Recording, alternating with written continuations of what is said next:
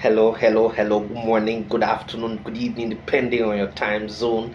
Welcome to my channel. My name is Ogbanje Joseph. Please share, like, as well as drop a comment on the comment section. Okay, so our lecture today is titled Institutional Structure and Coordination of International Organizations. Institutional structure and coordination of international organizations. Now, in general, the organic structure and composition of international organizations are peculiar to each organization. The structure is usually informed by the functions and the relationship among members. These are usually stated in the constitutions, statutes, or charter, as the case may be. However, some of the failures are common either in the case of intergovernmental organizations, that is IGOs, or intergovernmental non-governmental organizations, INGOs. Okay, now the following features are common to all international organizations. Number one, membership. An important part of the constitutional provision is that original signatories could become members upon ratification or acceptance of the instrument, while other states may be accepted as members upon admission by a special majority vote of the competent organs of the particular international body. In some cases, the Constitution defines the conditions under which such other states may be admitted to membership. Such conditions must be met before the grant of membership in accordance with the dictates of the International Court of Justice. Okay, that is number one. So number one feature is what is membership. Number two, conditions for withdrawal by or expulsion and suspension of members. So that is number B. Number B is conditions of withdrawal by or expulsion and suspension of members. This issue is at the discretion of the organizations concerned because there are no coherent guideline or practice. In most cases, members are allowed to give a 1-year written notice of intention to withdraw. However, each organization has its peculiar clause as to the minimum period of time following admission to membership, when notice may be given, and as to whether the effectiveness of the notice depends upon the prior performance of financial or other obligations. In regard to the expulsion or suspension of members, for failure to fulfill obligations, the former has lost relevance in contemporary international politics, while the latter is intended as a form of sanction to withhold the erring members' privilege, including voting rights, until duties and obligations are fulfilled. Okay, number three, organs. For international organizations, there are three kinds of organs: principal, regional, and subsidiary organs.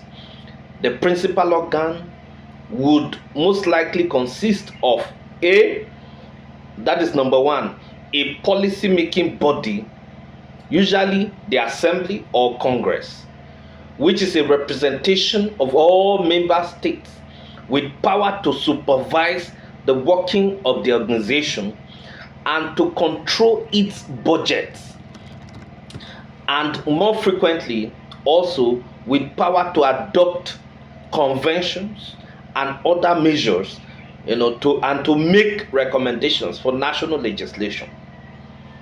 B, a smaller executive body or council, usually elected by the policy-making organ from among the delegates to it and representative of only a specific number of member states. C. A secretariat or international civil service staff. Most instruments of international organizations stipulate that the responsibilities of such staff shall be exclusively international in character, and that they are not to receive instructions from external authorities. To reinforce this position, such instruments generally contain undertakings by the member states to respect the international character of the staff and not to seek to influence any of their nationals, belonging to such organizations in the discharge of their responsibilities. Okay. Number 4, regional and subsidiary organs. The guiding principle here is derived for decentralization of the responsibilities in the management of the affairs of international organizations. This process of decentralization comes in various formats, such as regional conferences, the appointment of advisory or consultative committees, either generally or for particular issues of concern. Number C, the establishment of functional commissions or committees dealing with specialized fields of action. Then number D, administrative conferences or formation of working parties. Okay. Number 5, voting rights. Voting rights are another feature of international organization. Most international organizations often attempt to display some democratic credentials in their decision-making processes. Thus, the choice of voting by a majority of members as a requirement for the adoption of decisions and resolutions. It must, however, be noted that voting procedure tends, to reflect the power and interest of the subscribing nations, with particular reference to the extent, to which individual nations will be affected by the organization's activities or relied upon, to execute its decisions. Some decisions, such as admission of members or the amendment of the constitutions, are approved on the basis of a 2/3 majority. Number 6, reports by member states. The relevant sections of the Constitution usually guarantees the supervision of reports by member states on the actions taken regarding the fulfillment of obligations and duties. Budgetary matters. That is number 7. Number 7, budgetary matters. In most cases, the Constitution provides that the Secretary General or any other executive head of the Secretariat, as the case may be, provides an estimate of the budget, which is reviewed and passed by the policy-making body, and at the same time subject to intermediate examination by a budgetary committee of the organization and the executive by the executive organ. In the final analysis, it is ensured that the total amount is apportioned among member states in shares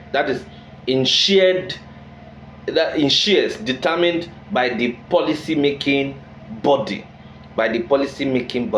So these are actually the structures, the institutional structures, and the features of international organization, be it international governmental organizations or international non governmental organizations. Thank you very much.